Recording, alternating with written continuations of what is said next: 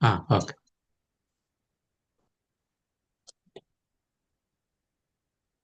ఓం శివశక్త్యా యుక్తో ఓం శివశక్త్యా యుక్తో యది భవతి శక్తః ప్రభవితుం యది భవతి శక్తః ప్రభవితుం న చేదేవం దేవో న చేదేవం దేవో న ఖలు కుశలః స్పందితుమపి న ఖలు కుశలః స్పందితుమపి అతస్త్వామారాధ్యాం అతస్త్వామారాధ్యాం హరిహర విరించాదిభిరపి హరిహర విరించాదిభిరపి ప్రణంతుం స్తోతుం వా ప్రణంతుం స్తోతుం వా కథమకృత పుణ్యః ప్రభవతి.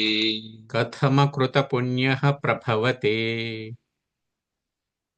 ఓం సర్వవేదాంత సిద్ధాంత గోచరం ఓం సర్వవేదాంత సిద్ధాంత గోచరం తమగోచరం తమగోచరం గోవిందం పరమానందం గోవిందం పరమానందం సద్గురుం ప్రణతోస్మ్యహం.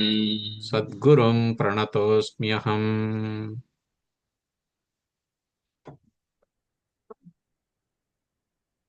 మనకు జగద్గురు శంకరాచార్యుల వారు ప్రకరణ గ్రంథమైనటువంటి ఈ వివేక చూడామణి ద్వారా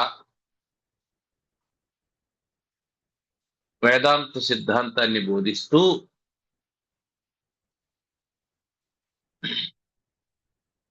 ఈ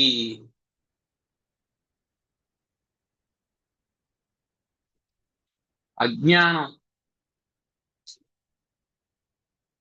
దానికి మూల కారణం అవంతా చెప్పాడు. ఈ అనాత్మ వల్ల అజ్ఞానం వల్ల బంధం ఏర్పడుతుంది అనేది చెప్పారు.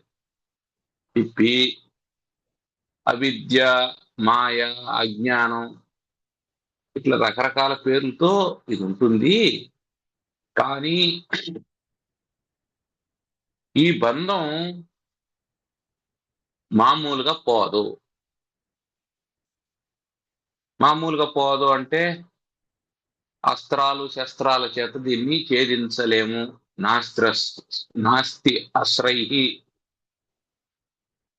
అస్త్రైహి నా శస్త్రైహి నాస్త్రైహి నా శస్త్రైహి అని ఇంతకు ముందు చెప్పినాడు. నిప్పుతో కాల్ చేయించినా ఎంత సాధ్యం కాదు. ఒక్క వివేక విజ్ఞాన మహాసిన, వివేక విజ్ఞానం అనేటువంటి ఒక మహా ఖడ్గంతో మాత్రమే దీన్ని ఛేదించగలము అని చెప్పాడు. దాంతోనే సాధ్యమవుతుంది అని చెప్పి అన్నారు. సరే, ఈ వివేకం విజ్ఞానం అనేది రావాలంటే ముందు అజ్ఞానాన్ని గురించి తెలుసుకోవాలి. అజ్ఞానం అంటే ఏంది, దేని గురించి తెలియకపోతే అజ్ఞానం అంటాం, దేని గురించి తెలిస్తే జ్ఞానం అంటాం. తెలియడం జ్ఞానం అనేది అందరికీ తెలుసు. ఉదాహరణకి నాకు కార్ డ్రైవింగ్ తెలుసు, ఇది జ్ఞానం అవునా కాదా? జ్ఞానమే. నాకు కార్ డ్రైవింగ్ తెలుసు కాబట్టి ఇంకా అజ్ఞానం పోయినట్టేనా? దానికి సంబంధించిన అజ్ఞానం పోయినట్టు. నాకు జన్మజర మృత్యు సంబంధమైనటువంటి దుఃఖం పోతుందా అంటే పోదు. ఆ అజ్ఞానం పోతుందా అంటే పోదు. అది ఇక్కడ విశేషం. అందుకని అది ఎట్లా కలుగుతుంది అంటే వినాధాతు ప్రసాదేనా అని చెప్పి అన్నాడు. అది ఈశ్వరానుగ్రహం వల్ల కలగాలయ్యా అన్నాడు. ఈశ్వరానుగ్రహం ఎట్లొస్తుంది అనేదాన్ని మళ్ళీ చెప్తూ ఉన్నాడు. ఎట్లా ఈశ్వరానుగ్రహం ఎట్లా కలుగుతుంది, మరి ఆ విజ్ఞానం ఎట్లా లభిస్తుంది అని చెప్పడం కోసం తరువాత శ్లోకాన్ని ప్రారంభం చేస్తూ ఉన్నాం. అందుకని ఏ జ్ఞానం తెలుసుకుంటే నీకు నేను పరిచ్ఛిన్నుడను, నేను జీవుడను, నేను ఫలానా వ్యక్తిని అనే నామరూపాత్మకమైనటువంటి అజ్ఞానం నశిస్తుందో, ఆ జ్ఞానమే అసలైనటువంటి జ్ఞానము, అదే అసలైనటువంటి విజ్ఞానం. కానీ మిగతావన్నీ లౌకికమైనటువంటి జ్ఞానాలు, వాటిని గురించి కాదు చెప్తున్నదనేది స్పష్టం చేయడం కోసం ఇంత చర్చ చేస్తున్నాడు. ఆ జ్ఞానం మరి ఎక్కడి నుంచి లభిస్తుంది మనకు? అది ఈశ్వరానుగ్రహం అన్నాడు. ఈశ్వరానుగ్రహం అంటే ఏమిటి చెప్తున్నాడు. శృతి ప్రమాణైకమతే శృతి ప్రమాణైకమతే స్వధర్మనిష్టా స్వధర్మనిష్టా తయైవాత్మవిశుద్ధి తయైవాత్మవిశుద్ధిః అస్య విశుద్ధ బుద్ధేః అస్య విశుద్ధబుద్ధేః పరమాత్మవేదనం పరమాత్మవేదనం తేనైవ సంసార సమూలనాశః సమూలనాశః. శృతి ప్రమాణైకమతేః. శృతి అంటే వేదము. మొదట వేదాన్ని ప్రమాణంగా అంగీకరించినటువంటి బుద్ధి కలిగిన వాడై ఉండాలి. వేద ప్రమాణాన్ని అంగీకరించాలి. ఎందుకు? వేదం అనేది పరమేశ్వరానుగ్రహం వల్ల ప్రాప్తించినటువంటి విజ్ఞానం కనుక ఏది చెప్పాలనుకున్నా, ఏది చేయాలనుకున్నా దీనికి వేద ప్రమాణం ఉందా? అందుకే భగవద్గీత కూడా ఏమన్నది? తస్మాత్ శాస్త్రం ప్రమాణంతే అని చెప్పి అన్నది. కార్యకార్యాలలో ఏది చేయొచ్చు, ఏది చేయకూడదు అనేది ఎలా నిర్ణయించుకోవాలి అనంటే ఒక్కొక్కరు ఒక్కో రకంగా చెప్తూ ఉంటారు. ఒక్కొక్కటి ఆలోచన ఒక్కో రకంగా ఉంటుంది. ఎవడి ఆలోచన ప్రకారం చేస్తావు నువ్వు, ఎవరి ఆలోచన ప్రకారం ఆచరించాలి అని అన్నప్పుడు ఎవరి ఆలోచన ప్రకారం కాదు నువ్వు చేయాల్సింది, నీ ఆలోచన ప్రకారం కూడా కాదు, శాస్త్రం ఏం చెప్తుందో దాని ప్రకారం చేయాలి అట్టనన్నాడు.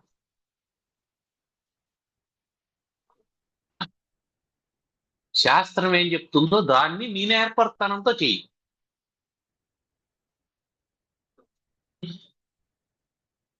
ఆ శాస్త్రం ఏది శాస్త్రం? ఎవరు చెప్పింది శాస్త్రం అంటే వేదం చెప్పిందే శాస్త్రం, మిగిలిందంతా శాస్త్రం కాదు.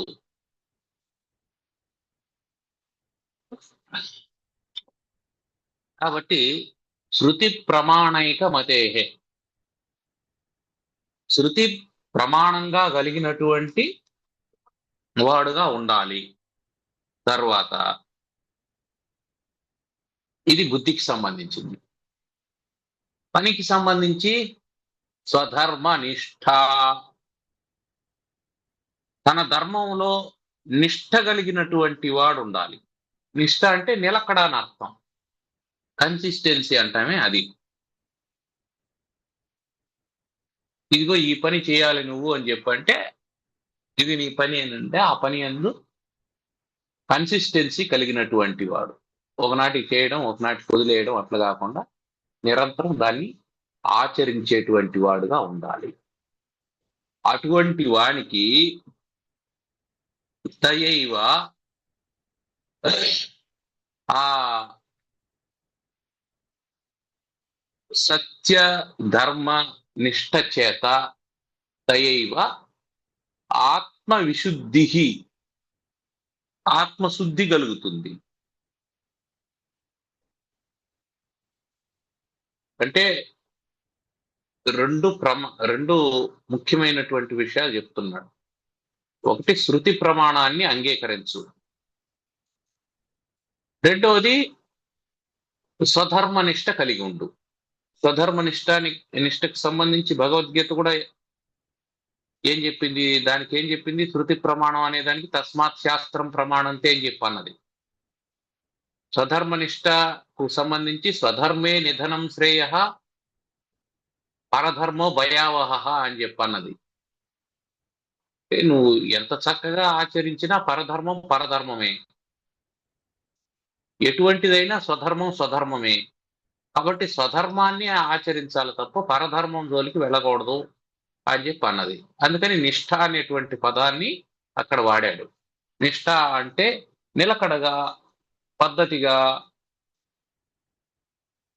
వదిలేయకుండా ఆచరించడం అని అర్థం. కాబట్టి శృతి ప్రమాణాన్ని అంగీకరించేటువంటి వాడు స్వధర్మనిష్ట కలిగినటువంటి వాడు అయితే అతనికి తయైవ ఆత్మవిశుద్ధి, ఆత్మవిశుద్ధి కలుగుతుంది. ఇక్కడ ఆత్మ అంటే అంతఃకరణం అని అర్థం చెప్పుకోవాలి. మనం అంతఃకరణ శుద్ధి కలుగుతుంది.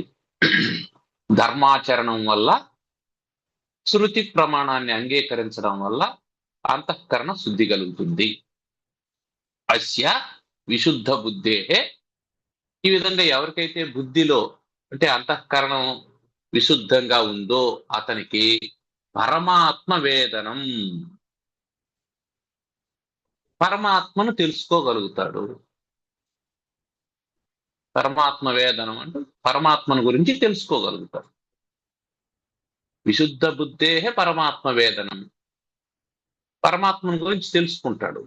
తెలుసుకున్న తర్వాత ఏమవుతుంది? తేనైవ, అలా తెలుసుకోవడం వల్ల సంసార సమూల నాశ, సంసారం పూర్తిగా, మూలం అంటే వేరుతో సహా అంటే కారణంతో సహా అజ్ఞానం నశిస్తుంది. ఎప్పుడైతే కారణంతో సహా నశించిందో ఆ తర్వాత కార్యరూపమైనటువంటి ప్రపంచం ఉండదు. కాబట్టి కార్యరూపమైనటువంటి ప్రపంచానికి, ఆ ప్రపంచంతో జీవునికి బంధం ఏర్పడడానికి మూలం ఏమిటి అంటే అజ్ఞానము. ఈ అజ్ఞానం తొలగిపోతే అప్పుడేమవుతుంది? జ్ఞానం కలుగుతుంది. ఆ జ్ఞానం ఎలా కలుగుతుంది అంటే మూల రూపమైనటువంటి, కారణ రూపమైనటువంటి అజ్ఞానం నశిస్తుంది. ఎందుకు? మనకు ముందు శ్లోకంలో చెప్పాడు, అజ్ఞాన మూలోయం అనాత్మబంధో, అజ్ఞాన మూల అయం అనాత్మబంధ. ఈ అనాత్మబంధం ఎలా ఏర్పడింది అంటే అజ్ఞాన మూలంగా ఏర్పడింది. అజ్ఞానం మూలంగా ఏర్పడింది. కాబట్టి మూలం ఏమిటి అంటే అజ్ఞానం. సంసారానికి మూలం అజ్ఞానం. ఇప్పుడు సంసారం యొక్క మూలం నాశనం అయితే అంటే అర్థం ఏంటి? అజ్ఞానం నాశనం అయితే అని అర్థం, అంతే, ఇంకేలేదు. సంసారానికి మూలం అజ్ఞానం కాబట్టి సంసారం యొక్క మూలం నాశనం కావడం అంటే అజ్ఞానం నాశనం కావడం. ఆ అజ్ఞానం ఎట్లా నాశనం అవుతుంది అంటే పరమాత్మను గురించి తెలుసుకుంటే నాశనం అయిపోతుంది. సరే, పరమాత్మను గురించే చెప్పండి తెలుసుకునేస్తాం అనంటే పరమాత్మను గురించి చెప్పేవాళ్ళు దండిగా ఉంటారు, వినేవాళ్ళు దండిగా ఉంటారు. కానీ చెప్పేవాళ్ళకి ఏమైనా తెలుసా అంటే చెప్పేవాళ్ళకి తెలిసినో లేదో దాన్ని పక్కన పెట్టేస్తే వినేవాడికి తెలియాలంటే మాత్రం వాడికి బేసిక్ క్వాలిఫికేషన్స్ కొన్ని ఉండాలా అని చెప్పన్నాడు. ఏమా బేసిక్ క్వాలిఫికేషన్స్? నువ్వు శృతి ప్రమాణాన్ని అంగీకరించాల. అయ్యా వేదం ఇట్లా చెప్పింది అని అంటే దానికి ఇంకా ఆర్గ్యుమెంట్ లేకుండా నువ్వు దాన్ని అంగీకరించాలి. ఇది మొదటిది. దీనివల్ల ఏమవుతుంది అంటే నీకు నమ్మకం ఏర్పడుతుంది, విశ్వాసం జనిస్తుంది. దేని పట్ల? వేదవాక్యం పట్ల, గురుని వాక్యం పట్ల విశ్వాసం ఏర్పడుతుంది. గురువు ఏం చెప్పాలా? వేదాన్ని అతిక్రమించి చెప్పకూడదు. తన సొంత అభిప్రాయాన్ని ఆయన చెప్పకూడదు. వేదంలో ఏం చెప్పిందో చెప్పాలి. తన సొంత అభిప్రాయం చెప్పేటప్పుడు కూడా అది వేద సమ్మతమైనటువంటిదా కాదా అని చూసుకొని చెప్పాలి. అంటే చెప్పేవాడికి కూడా శృతి ప్రమాణంగా ఉండాలి. వాడికి కూడా వేదమే ప్రమాణం, వినేవారికి కూడా వేదమే ప్రమాణం. ఇది మొదటిది. ఆ తర్వాత స్వధర్మనిష్ట, ధర్మానుష్ఠానం చేస్తూ ఉండాలి. అంటే ఎప్పుడైతే స్వధర్మనిష్ట కలిగి ఉంటాడో, తను చేసేటువంటి పని పట్ల నిబద్ధత కలిగి ఆ పని చేస్తూ ఉంటాడో, అప్పుడు ఏమవుతుంది అనంటే ఆ కర్మలో స్వచ్ఛత ఏర్పడుతుంది. ఆ కర్మలో స్వచ్ఛత ఏర్పడుతుంది. కర్మలో స్వచ్ఛత ఏర్పడినటువంటి కారణం చేత అంతఃకరణంలో శుద్ధి కలుగుతుంది. ఈ రెండు ఉన్నటువంటి వాడికి చెబితే విశుద్ధ బుద్ధేహే పరమాత్మ వేదనం. ఎవరికి విశుద్ధమైనటువంటి అంతఃకరణం ఉంటుందో వాళ్ళు పరమాత్మను తెలుసుకోగలుగుతారు. ఎప్పుడు పరమాత్మను తెలుసుకున్నావో తేనైవ, దానివల్ల సంసార సమూల నాశ, సంసారానికి మూలమైనటువంటి అజ్ఞానం తొలగిపోతుంది. అజ్ఞాన మూలం కదా ఇదంతా. అందువల్ల అజ్ఞాన మూలమైనటువంటి ఈ అనాత్మబంధమైనటువంటి సంసారం తొలగిపోతుంది. ఎప్పుడు తొలగిపోయిందో అప్పుడు ఏమవుతుంది? జ్ఞానం కలుగుతుంది. జ్ఞానం కలుగుతుంది. అంతేగాని ఈ సంసార మూలం దాని వేరుంది కదా, ఆ వేరుని అస్త్ర శస్త్రాలతో గాని అగ్నితో గాని ఛేదించేద్దాము, దీనికి వ్యతిరేకమైనటువంటి కర్మలు ఏమైనా చేసి రకరకాలైనటువంటి యజ్ఞయాగాదులతో వీటన్నిటిని పోగొట్టుకుందాం అంటే అవేవి జరగవు నాయన. దానికి మూలం ఏదో దాన్నే ఛేదించాలి తప్ప జబ్బు ఒకటైతే వైద్యం ఇంకోటి చేయకూడదు. కాలికి దెబ్బ తగిలింది, కట్టుకట్టాల్సింది కాలికే కానీ తలకు కాదు. కాలికి దెబ్బ తగిలింది తలకు కట్టుకట్టండి అంటే సాధ్యం కాదు, దానివల్ల ప్రయోజనం ఉండదు.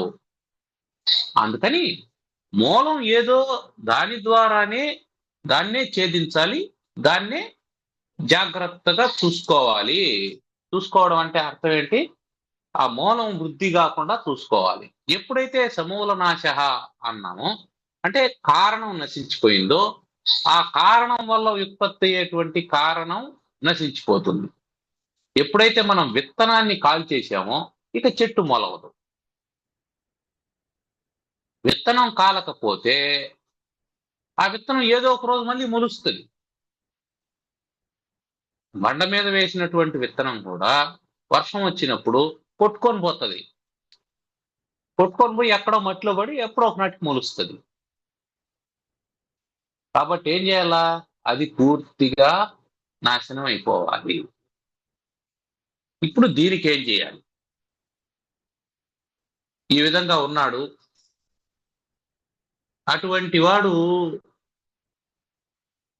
ఆత్మజ్ఞానంతో సంసారాన్ని పోగొట్టుకుంటున్నాడు అని చెప్పి చెప్తూ ఉన్నాడు. ఇక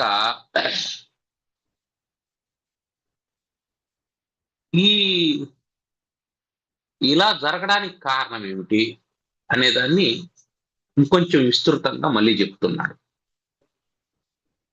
కోశైరన్నమయాద్యైః కోశైరన్నమయాద్యైః పంచభిరాత్మా పంచభిరాత్మా న సంవృతో భాతి న సంవృతో భాతి నిజశక్తి సముత్పన్నైః నిజశక్తి సముత్పన్నైః శైవాలపటలైః శైవాలపటలైః ఇవాంబువాపీస్థం ఇవాంబువాపీస్థం. వాపి అంటే దిగుడు బావి. బావి వాపి అంటే బావి. ఈ బావిలో నీళ్లున్నాయి, అంబు నీరు.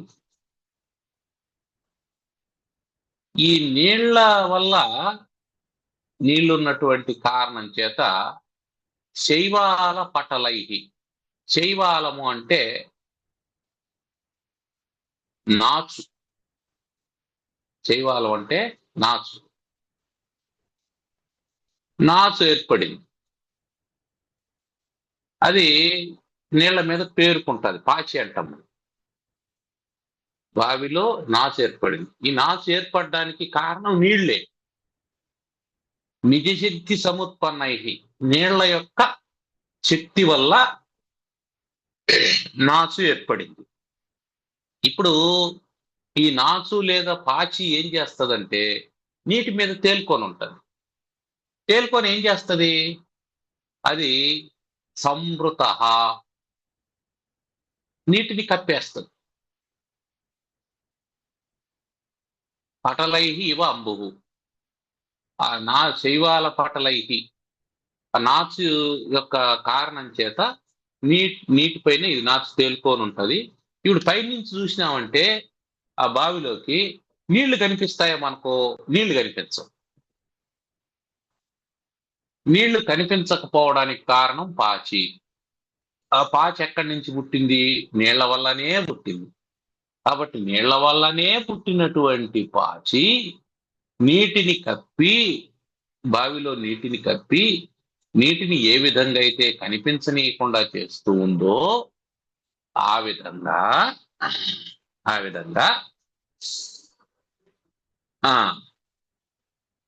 అన్నమయాద్యైః పంచభిః కోశైః, అన్నమయము మొదలైనటువంటి 5 కోశాలు.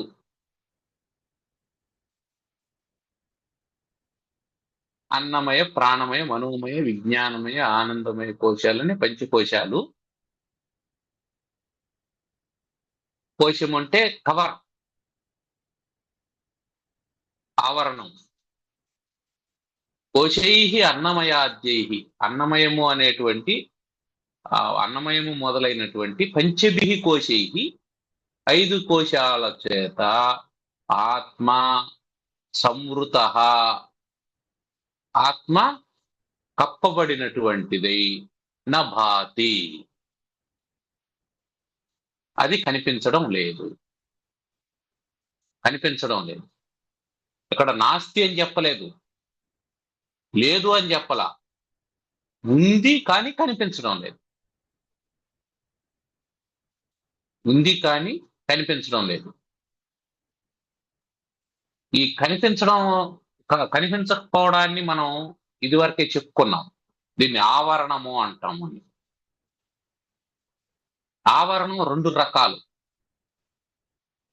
అసత్తాపాదక ఆవరణము, అభానాపాదక ఆవరణం.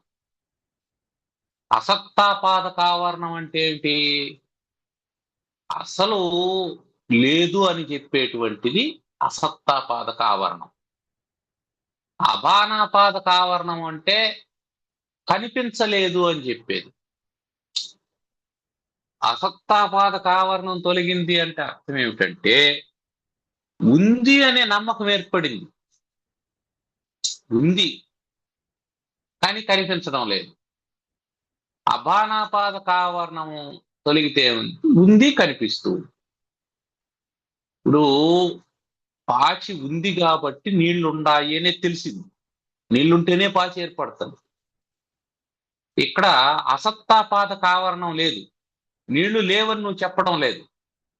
నీళ్లు ఉన్నాయి కానీ కనిపించడం లేదు. కాబట్టి ఆత్మ ఉంది కానీ తెలియబడడం లేదు. ఆత్మ ఉంది కానీ తెలియబడడం లేదు. ఏమైపోయింది అంటే అది సంవృత భాతి, సంవృత, అందువల్ల నభాతి, నభాతి అని తెలియబడడం లేదు. సంవృత దేని చేత ఆవరించబడి ఉన్నది? పంచభిహి, ఒకటి కాదు రెండు కాదు 5 దుప్పట్లు కప్పుకొని ఉన్నాడు. ఒకటి కాదు రెండు కాదు. ఏమిటా దుప్పట్లు? అన్నమయాద్యైహి, అన్నమయ కోశం పై కనిపిస్తూ ఉన్నటువంటిది, దాని లోపల ప్రాణమయ కోశం, దాని లోపల మనోమయ కోశం, దాని లోపల విజ్ఞానమయ కోశం, దాని లోపల ఆనందమయ కోశం. ఇట్లా 5 రకాలైనటువంటి కోశాల చేత ఇది కప్పబడి ఉన్నది. ఏది? ఆత్మ. ఆ కప్పబడి ఉన్నటువంటి కారణం చేత సంవృత, కప్పబడి, నభాతి, తెలియబడడం లేదు. మరి ఇక్కడ దాని తర్వాత చెప్పినటువంటి నిజశక్తి సముత్పన్నై అనేటువంటి పదం చాలా ముఖ్యమైనటువంటిది. ఈ కోశాలు ఎట్లా ఏర్పడ్డాయి? ఆత్మను కప్పినటువంటి కోశాలను ఎవరు తయారు చేశారు? ఎట్లా వచ్చాయి? అంటే ఆయన 5 బెడ్షీట్లు కప్పుకొని పడుకొని ఉన్నాడు అంటే 5 బెడ్షీట్లు ఎక్కడి నుంచి వచ్చాయంటే ఆయనే కొనుక్కున్నాడు. ఆయనే కొనుక్కున్నాడు, ఆయనే కప్పుకున్నాడు. నిజశక్తి సముత్పన్నం, ఆయన శక్తితో ఆయనకు వచ్చాయంతే.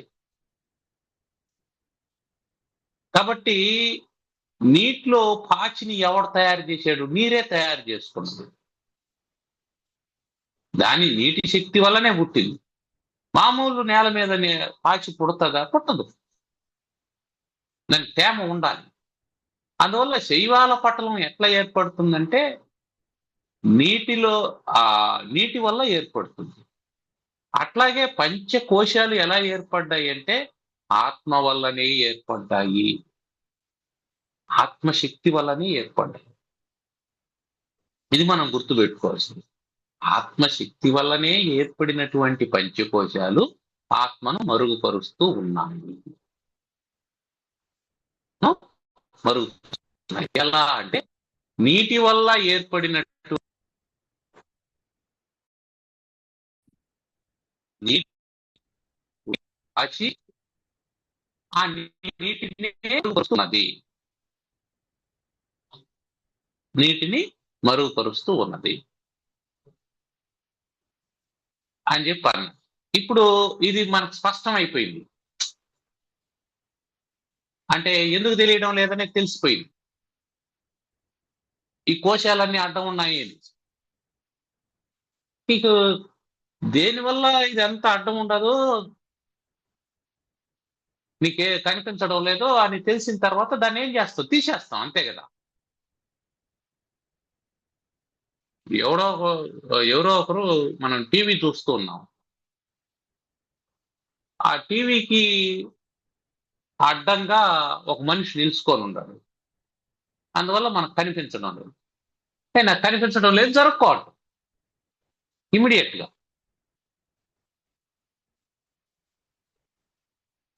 వాళ్ళు పక్కకు జరుపుకుంటారు, అది కనిపిస్తుంది. మరి ఆత్మ నాకు తెలియడం లేదు. ఎందుకు తెలియడం లేదో అర్థమైపోయింది. పంచకోశాలు దీన్ని కప్పివేసి ఉన్నాయి అనేది. అందుకని ఏం చేయాలా? ఎప్పుడైతే నీకు పంచకోశాలు కప్పి ప్రకాశించడం లేదో, ఎప్పుడైతే నీకు ఈ పాచి అడ్డం ఉండి నీళ్లు కనిపించడం లేదో, అప్పుడు ఏం చేస్తావు? ఇప్పుడు నీకు దప్పిగ్గా ఉంది, నీళ్లు తాగాలి. నీకు నీళ్లు కావాలయ్యా ముఖ్యంగా. ఎందుకంటే నాకు దప్పిగ్గా ఉంది, నీళ్లు తాగాలి. అందుకని ఏం చెప్తున్నాడంటే తచ్చైవాలాపనయే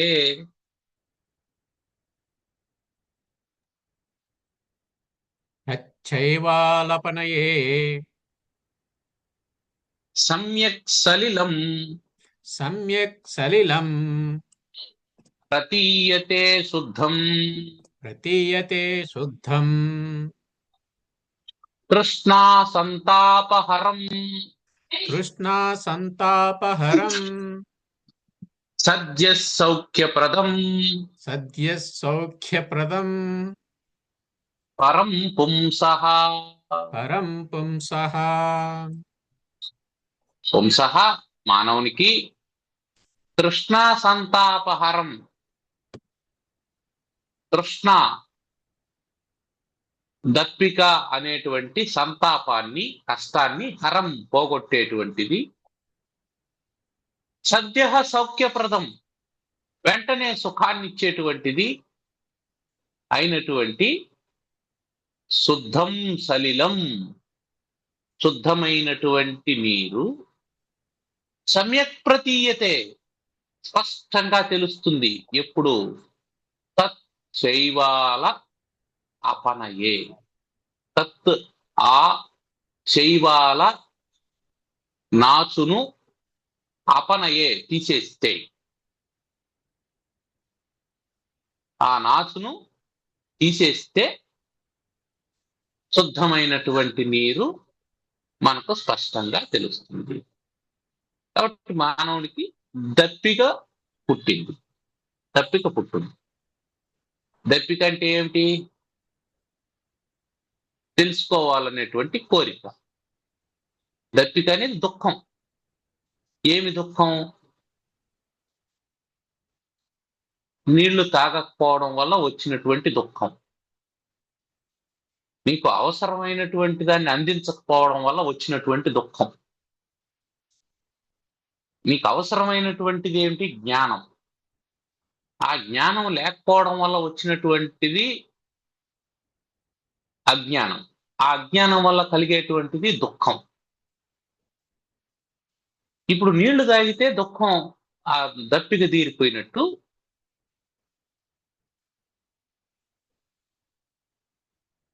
జ్ఞానం కలిగితే ఈ సంతాపం పోతుంది, దుఃఖం పోతుంది. నువ్వేమో బావిలోకి చూస్తూ ఉన్నావు. బావిలోకి చూస్తుంటే నీకు శైవాలం మాత్రమే కనిపిస్తుంది, నాచు మాత్రమే కనిపిస్తుంది. నీళ్లు ఉన్నాయా లేవా? దాని కింద ఉన్నాయి నీళ్లు. అందుకని ఏం చేయాలా? తత్ శైవాల అపనయే. ఆ శైవాలాన్ని ఇట్లా పక్కకు తీసావు, పక్కకు దోశావు. దోస్తే ఏమైంది? దాని కింద ప్రతీయతే, నీకు నీళ్లు కనిపించాయి. సలీలం ప్రతీయతే, నీళ్లు స్పష్టంగా కనిపిస్తూ ఉన్నాయి, కనబడుతూ ఉన్నాయి. ఇలా శుద్ధం. కాబట్టి ఎప్పుడైతే అనాత్మస్వరూపమైనటువంటి పంచకోశాలను విచారణ చేసి బుద్ధి చేత, ఇక్కడ శైవాలాన్ని క్రియ చేత తీస్తాం. పంచకోశాలను ఎలా తీస్తావు? క్రియతో కాదు. అక్కడ క్రియ కాదు, అక్కడ బుద్ధితో, భావనతో తీస్తాం. తేడా ఇది గుర్తుపెట్టుకోవాల్సింది.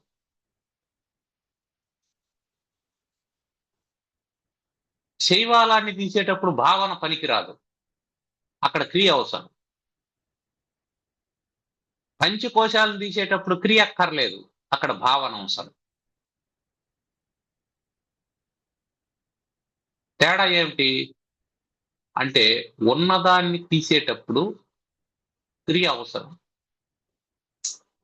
ఉన్నట్టు కనిపించేదాన్ని తీసేటప్పుడు క్రియ అవసరం లేదు. అంటే ఏమర్థం? ఈ పంచకోశాలు ఉన్నట్టు కనిపించేవి, ఉన్నవి కాదు.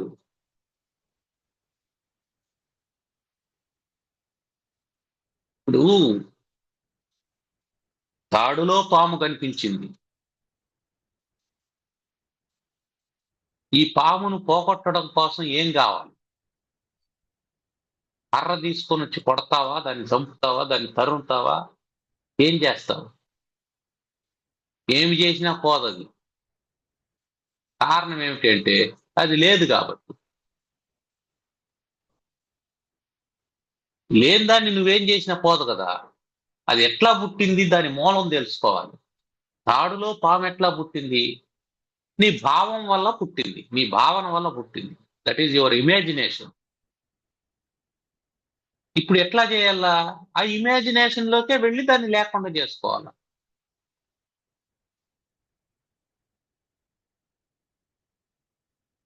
అంటే భావము ద్వారానే దాన్ని పోగొట్టుకోవాలి తప్ప క్రియ ద్వారా దాన్ని పోగొట్టలేవు. పాచి ఉంది, ఇప్పుడు పాచి లేదు పాచి లేదు పాచి లేదు అని అనుకున్నామంటే పాచి లేకుండా పోదు. పాచిని క్రియతో తీసేయాలి. చేతితో తీస్తావా, కర్రతో తీస్తావా, ఇంకా ఏదైనా పనిముట్టు వాడి తీస్తావా, అది నీ ఇష్టం, నీ సౌకర్యం. అక్కడ క్రియ అవసరం. ప్రాణమయ అన్నమయ కోశాలను తీసేయాలి అన్నప్పుడు ఏం చేస్తావు? అన్నమయ కోశాన్ని తీసేయన్నప్పుడు ఏం చేస్తావు? శరీరాన్ని పాతి పెట్టేస్తావా, కాల్చేస్తావా?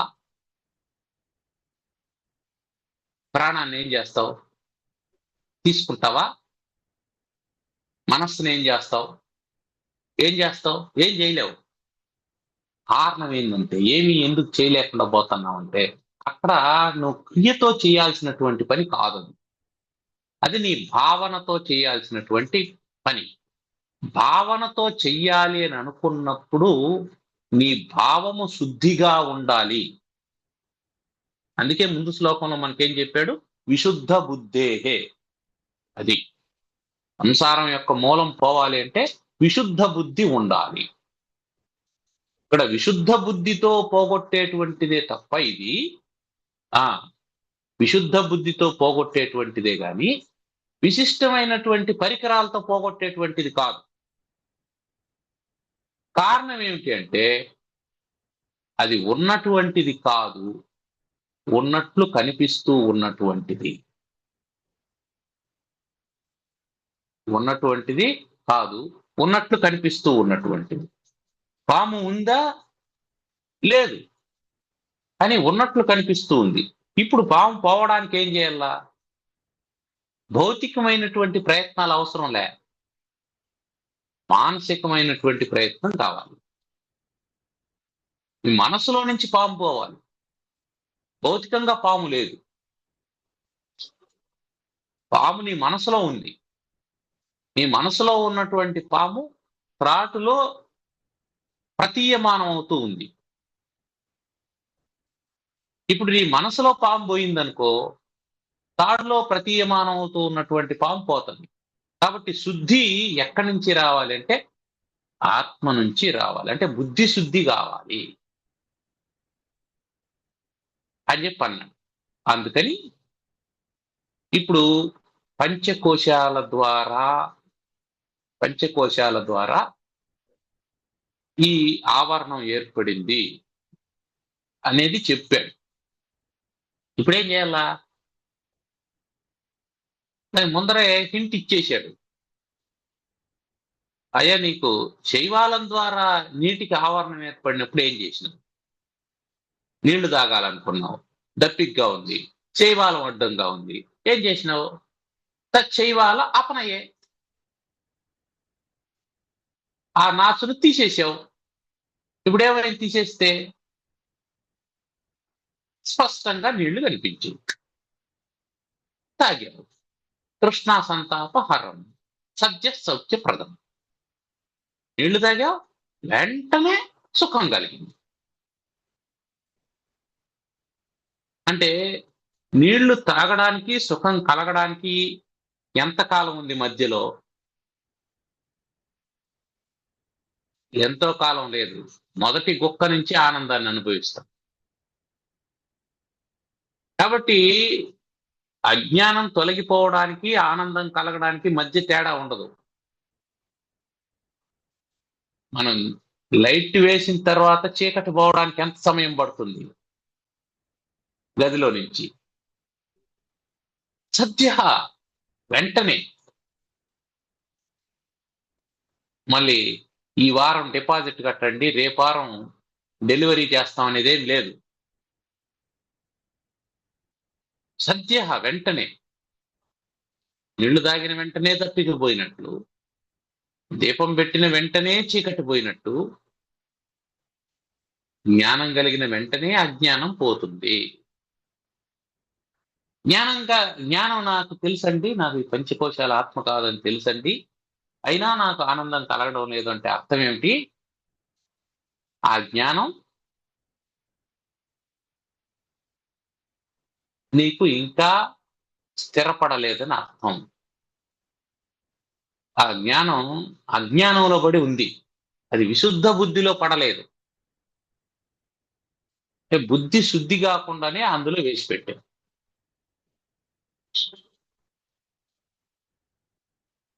బుద్ధి శుద్ధి కాకుండానే అందులో వేసి పెట్టాం అని చెప్తూ ఉన్నాం. అందుకని ఈ సద్య సౌఖ్యప్రదమైనటువంటి తృష్ణ సంతాపహరమైనటువంటి కార్యం పరం, శ్రేష్టమైనటువంటిది. మిగిలినటువంటివి శ్రేష్టమైనటువంటివి కాదు, అది ఒక్కటే పరం. ఎందుకు మిగిలినటువంటివి శ్రేష్టమైనటువంటివి కాదు అంటే, మిగిలిన ఏ పని చేసినా అది తాత్కాలికమే అవుతుంది. నువ్వు ఆకలి వేస్తూ ఉంది, నీకు ఆకలి వేస్తూ ఉంది, దానికి నువ్వు అన్నం పెడుతూ ఉన్నావు. ఉదయం ఆకలి వేసింది, అన్నం పెట్టావు. మధ్యాహ్నం ఆకలి వేసింది, అన్నం పెట్టావు. రాత్రి ఆకలి వేసింది, అన్నం పెట్టావు. అంటే ఏం చేస్తున్నావు? నువ్వు ఆకలికి మందు వేస్తూ ఉన్నావు. ఇప్పుడు నీకు కష్టం అనిపించింది, ఏంది ఇది ప్రతిరోజు అని. ప్రతిరోజు ఏంటి కష్టం అని అనుకున్నప్పుడు నువ్వు చేయాల్సిన పని ఏమిటి? ఆకలి లేకుండా చేసుకోవాలి. ఆకలి లేకుండా చేసుకోవాలి. ఆకలి లేకుండా చేసుకోవడం పరం, అన్నం పెట్టడం పరం కాదు. అన్నం పెడితే ఏదో విన్నావు, కాసేపు భజన చేసుకున్నావు, ఆ విన్నంతసేపు భజన చేసినంతసేపు నేను కూడా ఆత్మస్వరూపాన్ని అనేటువంటి భావన కలుగుతుంది, అయిపోయింది. మళ్ళీ అక్కడి నుంచి బయట రాగానే మళ్ళీ మామూలే, భార్య పిల్లలు, సంసారం, ఉద్యోగం, వ్యవహారం ఇవన్నీ ఉంటాయి. ఇవన్నీ ఉండకూడదని కాదు దాని అర్థం. ఇవన్నీ ఉన్నా సరే నీవు ఆత్మస్వరూపానివి, నీవు పంచకోశ విలక్షణమైనటువంటి వాడివి అనేది తెలిస్తే అది పరం సౌఖ్యప్రదం, అది శ్రేష్టమైనటువంటిది. కాబట్టి ఈ ఒక్కటే శ్రేష్టమైనటువంటిది, మిగతా అన్ని పరం కాదు. దానికి సంబంధించి పంచానామపి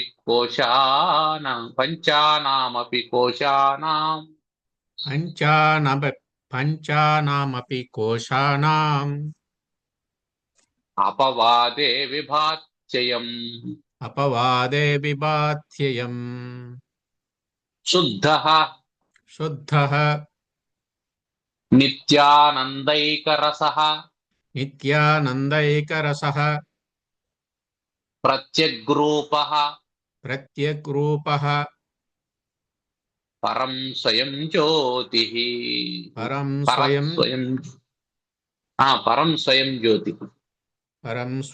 జ్యోతిః. ఆ పరం గురించి ఇక్కడ చెప్తున్నాడు అంతే. ఎప్పుడైతే మనం నాచును తీసేస్తే నీళ్లు కనిపిస్తాయో, అట్లాగే పంచానాం అపి కోశానాం అపవాదే, ఈ పంచకోశాలను అపవాదం చేస్తే అంటే తీసేయడానికి ఫిజికల్ గా తీలేం. వీటిని అపవాదం చేస్తే అంటే వీటి యొక్క అస్తిత్వం పట్ల విశ్వాసాన్ని వదిలేస్తే, ఇవి లేదు, అని తెలుసుకుంటే, ఇది కాదు అని తెలుసుకుంటే, అపవాదం చేయడం అంటే ఇది కాదు అని తెలుసుకోవడం. అన్నమయ కోశం ఉంది, ప్రాణమయ కోశం ఉంది, మనోమయ కోశం ఉంది, విజ్ఞానమయ కోశం ఉంది, ఆనందమయ కోశం ఉంది. ఇప్పుడు ఏం చేయాలా? అన్నమయ కోశం ఆత్మ అని అనుకుందాం. ఆత్మకు ఉండేటువంటి లక్షణాలు ఏమిటి? ఇది నిత్యమైనటువంటిది, సత్యమైనటువంటిది, ఆనంద స్వరూపమైనటువంటిది. మరి అన్నమయ కోశం నిత్యమైనటువంటిదా? అది పుట్టక ముందు లేదు, చనిపోయిన తర్వాత ఉండదు, కాబట్టి ఇది నిత్యం కాదు. మొదటి లక్షణమే కుదరలేదు కాబట్టి ఇది ఆత్మ కాదు. ఇట్లా విచారణ చేయాల. విచారణ చేయడం వల్ల అపవాదం ఏర్పడుతుంది. దీన్ని విచారణ చేసి ఇది కాదు అని తెలుసుకోవడం అపవాదం. అందువల్ల పంచానామపి కోశానాం అపవాదే. ఎప్పుడైతే ఈ 5 కోశాలను వదిలేస్తామో, ఇప్పటివరకు మనం ఏమనుకుంటున్నాం? అన్నమయ కోశమైనటువంటి శరీరమే నేను అని అనుకుంటున్నాం. ఈ శరీరం నేను కాదు. దీనికి చేతనత్వాన్ని ఇస్తున్నటువంటి ప్రాణం నేను కాదు. దీని లోపల ఉన్నటువంటి అంతఃకరణం నేను కాదు. బుద్ధి నేను కాదు. ఈ అంతఃకరణం ద్వారా అనుభవిస్తూ ఉన్నటువంటి ఆనందం కూడా నేను కాదు.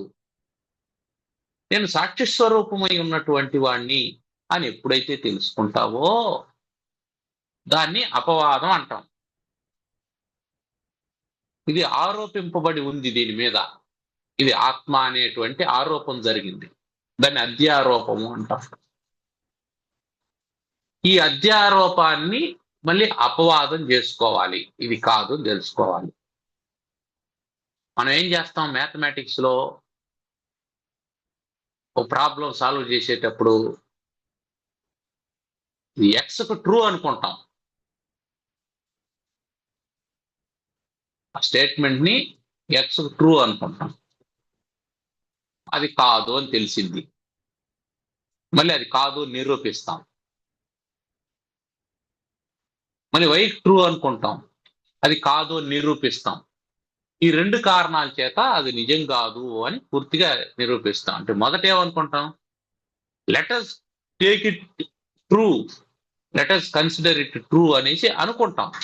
అలా అనుకోవడాన్ని అధ్యారోపము అంటాం. ఆ తర్వాత రకరకాలైనటువంటి ఉపపత్తుల చేత, రకరకాలైనటువంటి సిద్ధాంతాల చేత అది కాదు అని నిరూపిస్తాం. దీన్ని అపవాదము అంటాం. కాబట్టి అధ్యారోప అపవాదాలు అనేవి మనకు అవసరం. ఎందుకు అవసరం? అధ్యారోప అపవాదాల వల్ల ఏది ఆత్మ ఏది అనాత్మ అనేది మనకు తెలుస్తుంది. అంటే అనాత్మ పదార్థాల యందు ఆత్మ అని అనుకోవడం అది మొదట అధ్యారోపం. మళ్ళీ అది అనాత్మ నిరూపించడం అపవాదం. అందుకని దేన్ని అపవాదం చేయమంటున్నాడు? పంచానామపి కోశానాం అపవాదే. ఈ పంచకోశాలను అపవాదం చేయమన్నాడు. ఎందుకని? అధ్యారోపం ముందే ఉంది కాబట్టి. నేను అనుకుంటాడు ఈ శరీరం ఆత్మ అనేటువంటి భ్రాంతిలో నువ్వు ఉన్నావు. ఆ భ్రాంతి పోగొడితే, అపవాదం చేస్తే అప్పుడు అయం స్వయం జ్యోతి విభాతి. ఈ స్వయం జ్యోతి స్వరూపమైనటువంటి ఆత్మ విభాతి తెలుస్తూ ఉంటుంది. అది ఎలాంటిది? శుద్ధ, దోషము లేనటువంటిది. శుద్ధ అంటే దోషం లేనటువంటిది. ఎలాంటి దోషము లేదు దాంట్లో. ఎలాంటి దోషము లేకుండా అది స్వచ్ఛంగా ఉంటుంది. ఎప్పుడైతే దోషము లేదో అది నిత్యానందైక రసః. దోషం లేనటువంటి కారణం చేత అది నిత్యానందాన్ని కలిగించేటువంటిది. నిత్యానందాన్ని కలిగిస్తూ ఉంటుంది.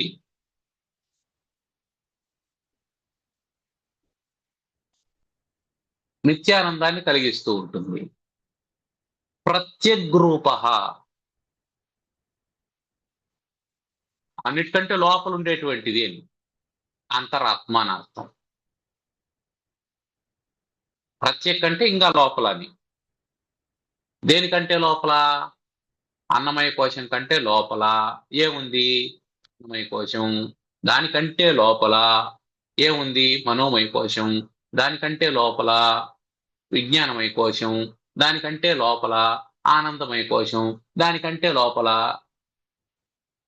వీటినన్నిటిని చూస్తా ఉండేటువంటి సాక్షి స్వరూపం ఏదైతే ఉందో అది ప్రత్యగ్ రూపము.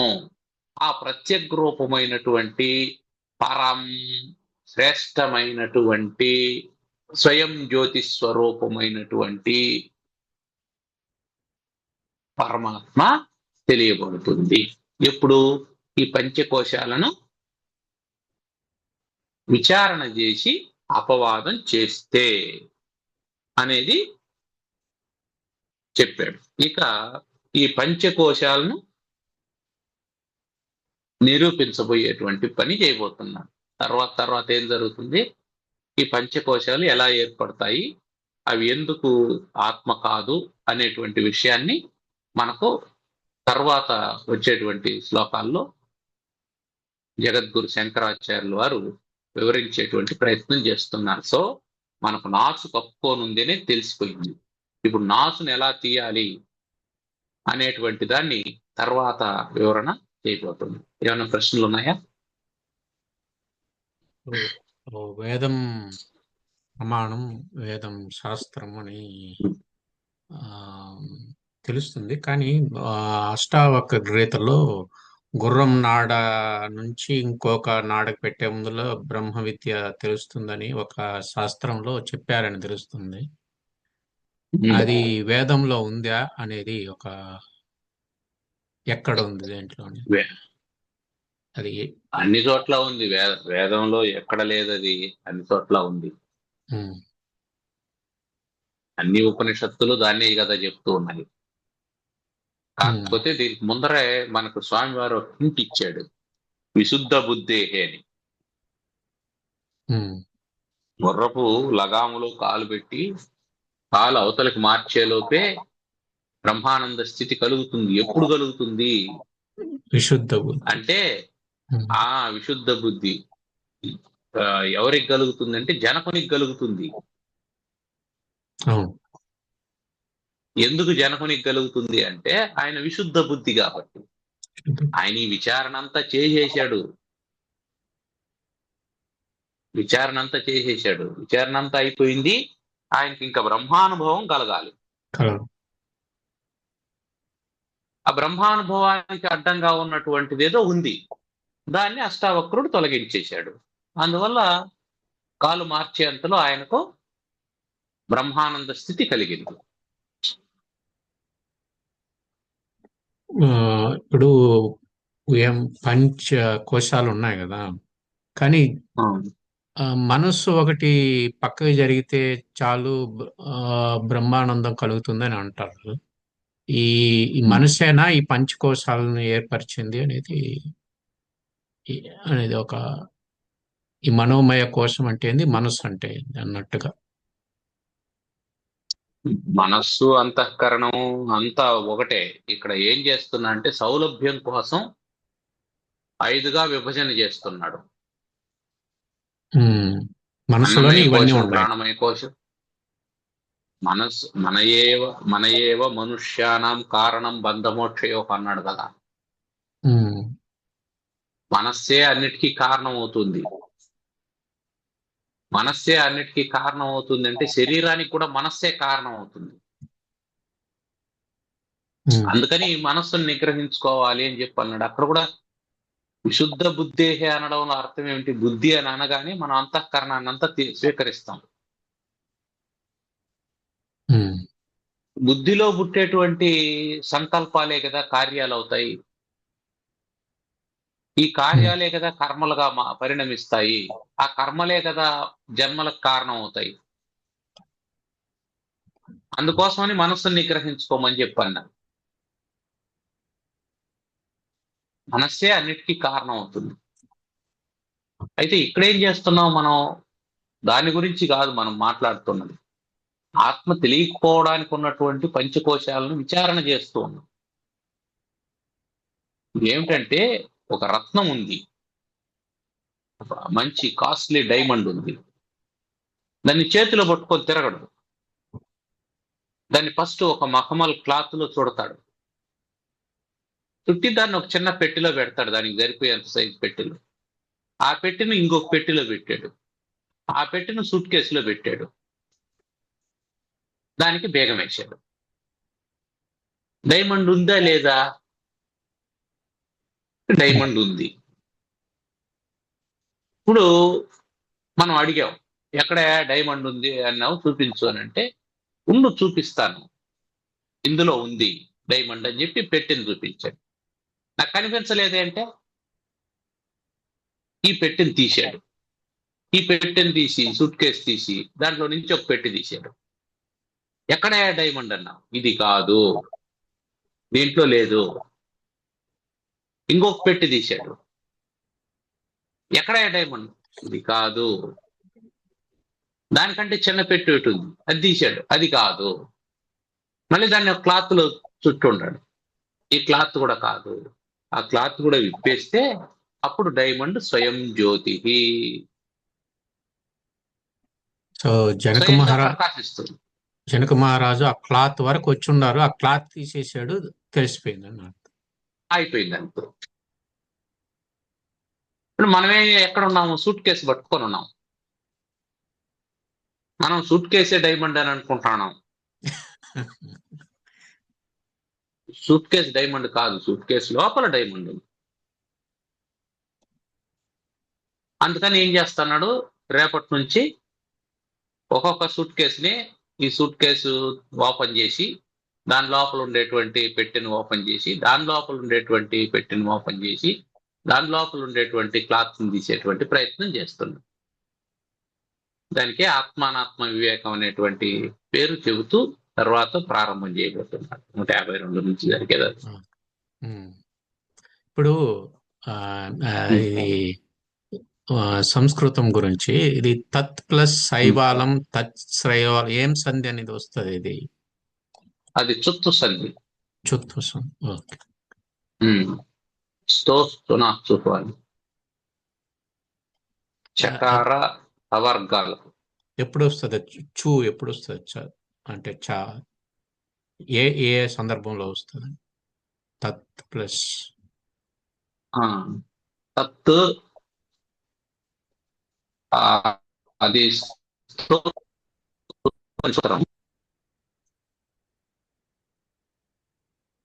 వర్గాలకు వినపడలా, ఇది కట్ అయింది. సకార తవర్గాలకు, సకారం తవర్గం, సకార్, ఓకే, తవర్గం అర్థమైంది.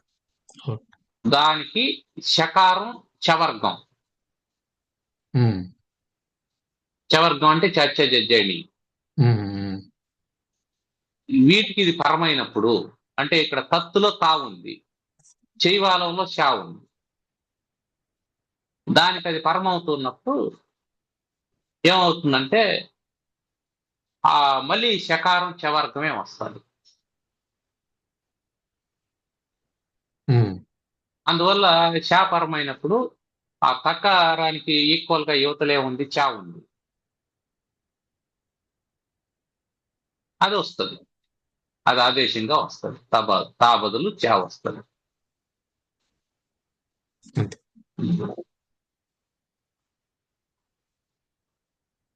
ఓం సర్వమంగళ మాంగళ్యే శివే సర్వార్థ సాధికే శరణ్యే త్ర్యంబకే గౌరీ నారాయణి నమోస్తుతే. ఓం స్వస్తి ప్రజాభ్యః పరిపాలయంతాం న్యాయేన మార్గేణ మహిం మహిషాః. గోబ్రాహ్మణేభ్యః శుభమస్తు నిత్యం. లోకాః సమస్తాః సుఖినో భవంతు. ఓం శాంతి శాంతి శాంతి. ధన్యవాదాలు. ధన్యవాదాలు.